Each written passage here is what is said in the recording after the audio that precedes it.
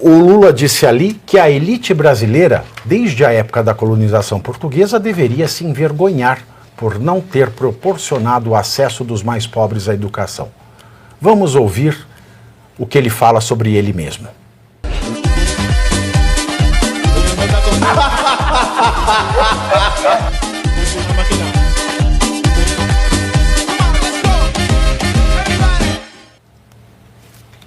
E, para piorar, o presidente Lula disse ontem, durante evento da Universidade, onde é que é a universidade, Fred? A Universidade Federal Fluminense, no Rio de Janeiro.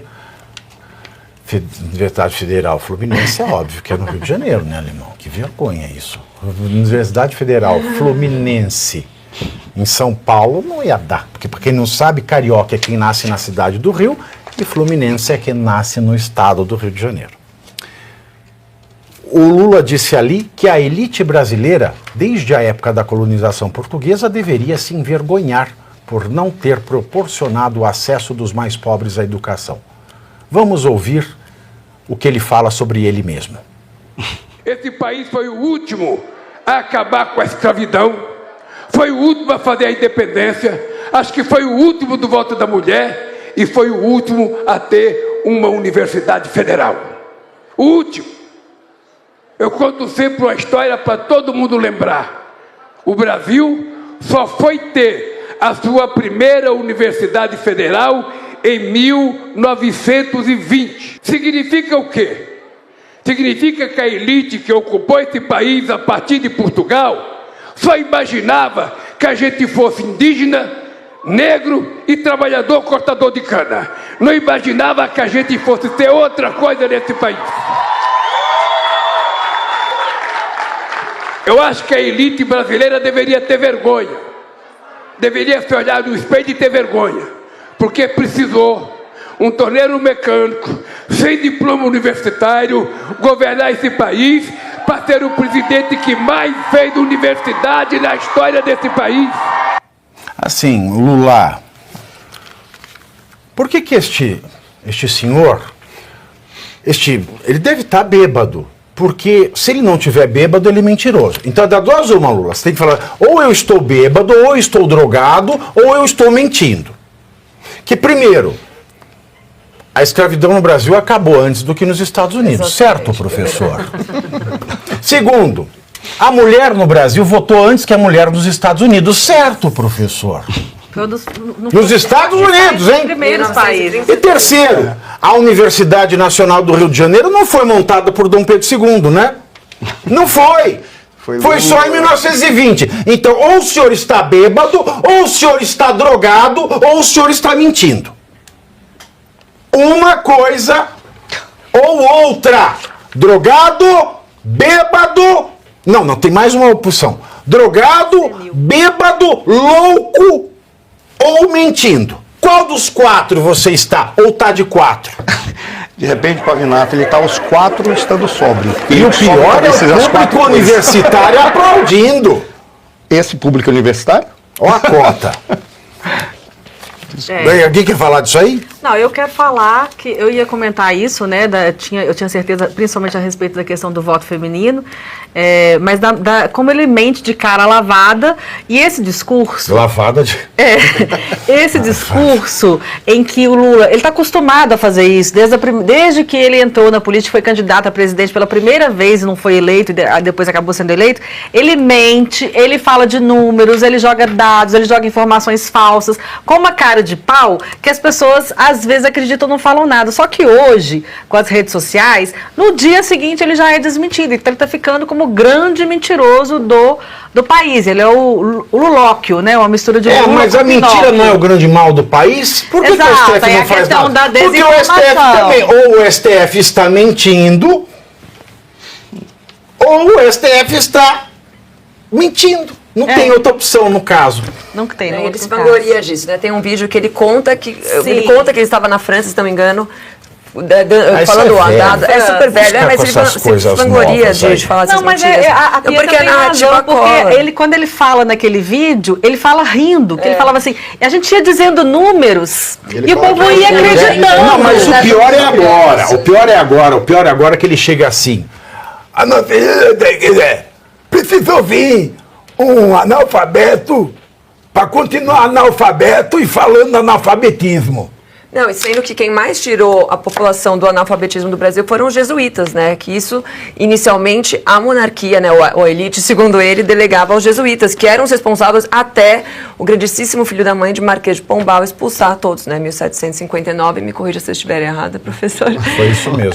E aí, daí então, a elite, né? A nobreza passou a tomar conta disso, e sim, como o Pavinato muito bem colocou, eles instituíram muitas universidades, colégios, e até porque a universidade em si era um conceito que não existia até meados, até o final da Idade Média, talvez. Eram colégios, eram academias.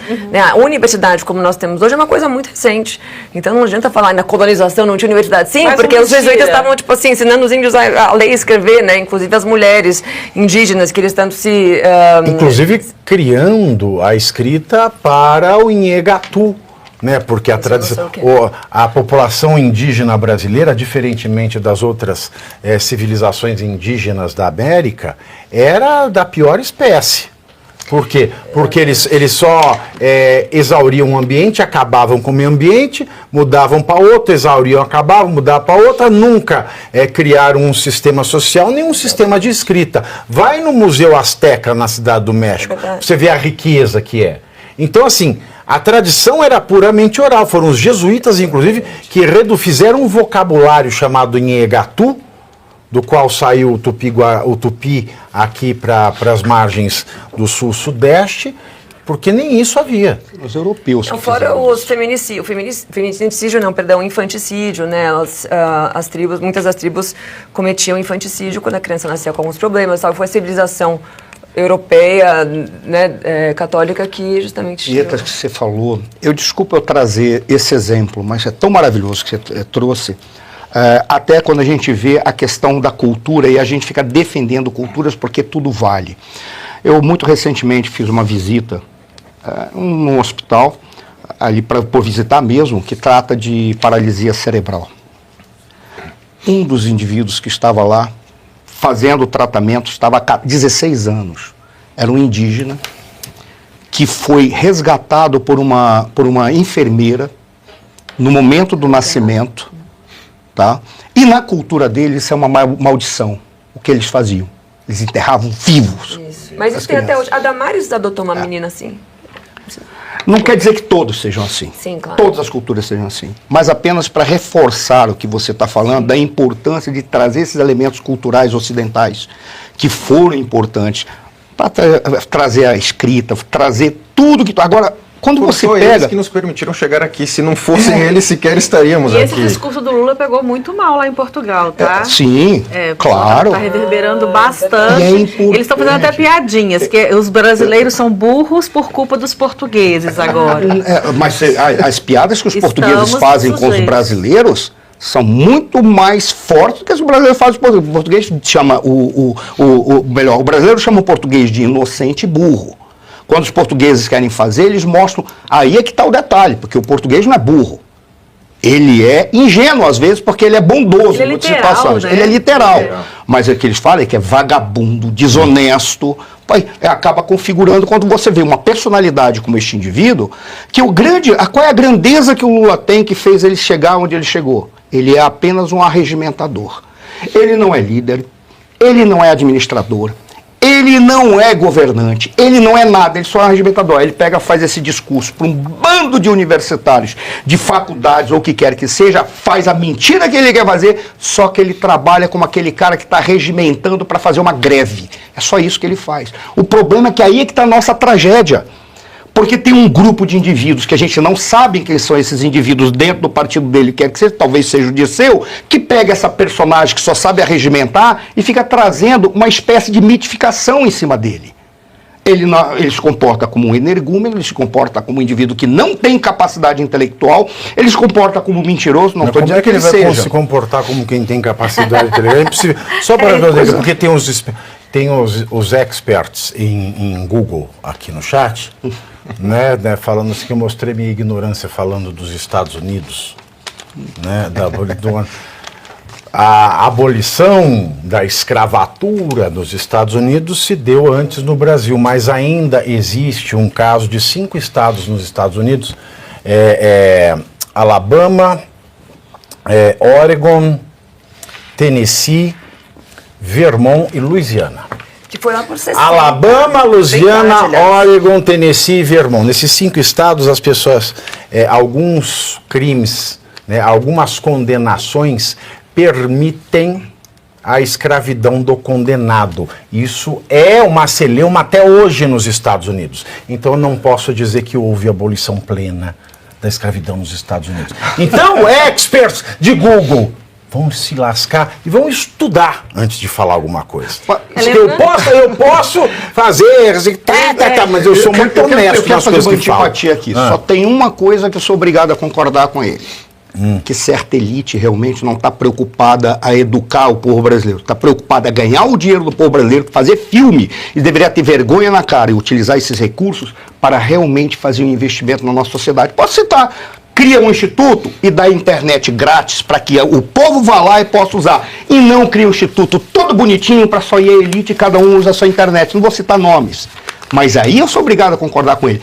Só que ele errou, que é a elite. É esse pessoal que votou no senhor andando de patinete porque não tem vergonha na cara, que o senhor deveria estar dizendo que é o responsável pelas nossas mazelas, incluindo, dentre elas, a tragédia de ter o senhor como presidente da O Lula, República. ele é a elite. Exato, Hoje o isso eu ia Lula falar é a agora. elite. Ele é a elite. Ele é a elite hoje. Não anda de caminhão comercial. E ele não está nem um pouco preocupado com a educação dos mais pobres. Isso é uma falácia. Quando ele vai aqui inaugurar um instituto, uma universidade federal, e fala que nunca, né, a elite não proporcionou acesso dos mais pobres à educação, ele não menciona que em novembro, agora ou dezembro, no corte que o Ministério da Economia implantou para os próximos 5 anos, por causa né, de gastar, foram cortados, se não me engano, acho que 42 milhões do MEC direcionados para o avanço da educação integral no país,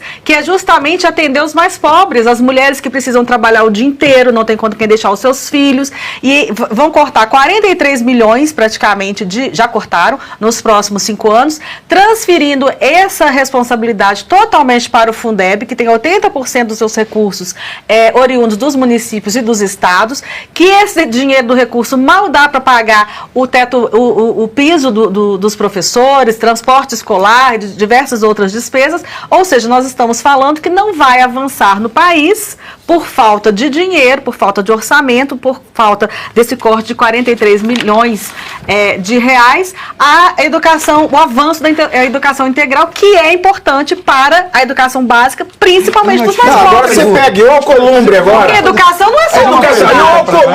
O Alcolumbre vai pôr 90 milhões de reais. O Alcolumbre vai pôr 90 milhões de reais em propaganda para a imagem do legislativo. Bicho, quantas vezes teve sessão do Congresso? 6 ou 8, acho, alguma coisa assim. 6. Menos de 10. 6. Nós estamos no dia Menos 15 de de 10. abril. 6, bicho. 6. Isso é para cair a República. Eu não sei se alguém viu, mas acho que nos primeiros atos do governo Lula, porque acho, por favor, se eu estiver enganado, por isso que estou perguntando para todos que estão aqui. Ele cortou os kits de robótica que iriam para as escolas públicas? Não tinha tomada na escola. Não Olha tinha só. eletricidade. Que coisa, né? Mas esse personagem que o Lula criou dele próprio, me parece que ele acredita. Você vê que muitas vezes nesses discursos ele aparenta estar dando uma bronca nas pessoas, na plateia, no sentido de, eu criei tudo isso. Ele acredita nesse personagem ególatra que ele criou dele próprio. E até nesse discurso ele dá uma bronca. Então ele tem algum transtorno incapacitante, ele precisa ser visto por um psiquiatra. Porque você vê, já teve o discurso dele dar bronca nas pessoas, o governo precisa levar melhor a narrativa e tal, porque ele acredita mesmo que ele foi responsável por grandes transformações no Brasil. Ele acredita nisso e acho que aceita petista também. Ele criou o Banco do Brasil. Eu tudo. acho que ele está assim descolado da realidade, essas falas dele, porque ela funcionava antes. Esse é que é o problema. Ele aprendeu a governar datado. assim, exato. Ele só sabe fazer isso. É Ele só assim sabe que ele arregimentar, faz. não sabe fazer e mais funcionava. E então ele fala dele mesmo, como você disse, porque são 18 anos do PT no poder. Eu não sei se ele está, repito aqui, bêbado, cheirado ou sob o uso de outra substância entorpecente, ou, como diz a legislação civil, estupefacientes, se ele está louco ou se ele está mentindo. Não tem outra possibilidade. Assim...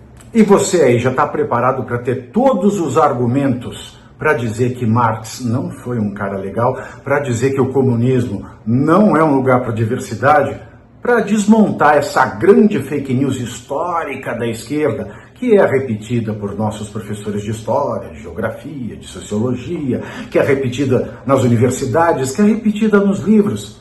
Está preparado para dizer por que Marx não era um cara legal e por que todo marxista raiz também não é, e porque o comunismo é terrível. Você já leu nos Anais de Marx? Pois é, aqui nesse livro você vai encontrar tudo o que você precisa saber para responder aquele sabichão que diz que Marx é um cara legal, pois não é. Leia agora, nos Anais de Marx, a trolha do comunismo transviado para encaçapar idiotes. À venda em todas as livrarias do Brasil, pelo site ou nas lojas físicas. Não deixe de ler.